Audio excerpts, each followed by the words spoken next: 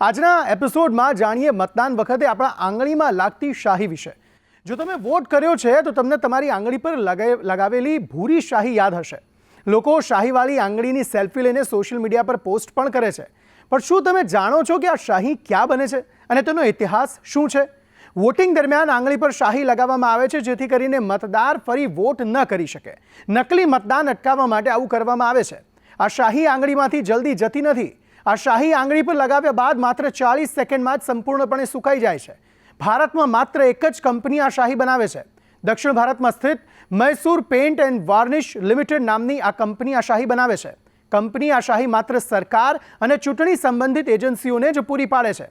દેશમાં પ્રથમ વખત 1951-52માં ચૂંટણી યોજાઈ હતી. પછી ઘણા લોકો એક કરતાં વધુ વખત વોટ આપી રહ્યા હતા. લોકોને ઓળખવા પણ મુશ્કેલ બની રહ્યા હતા, જેથી ચૂંટણી પંચ એવી શાહી શોધી રહ્યું હતું જે સરળતાથી ભૂંસી ન શકાય. આ માટે નેશનલ ફિઝિકલ લેબોરેટરી ઓફ ઇન્ડિયાએ એવી અવિભાજ્ય શાહી તૈયાર કરી જેને ન તો પાણી દ્વારા કે ન તો કોઈ રસાયણ દ્વારા દૂર કરી શકાય. આ શાહીનો ઉપયોગ 1962ની ચૂંટણીથી થઈ રહ્યો છે. તો જોયું ને, માત્ર મતદાન જરૂરી નથી, વિવાદ વગરનું મતદાન આ લોકશાહીવાળા દેશમાં જરૂરી છે. અને એટલા માટે જ ચૂંટણી પંચ કરે છે અથાગ મહેનત ચૂંટણીને નિર્વિવાદિત બનાવવા માટે.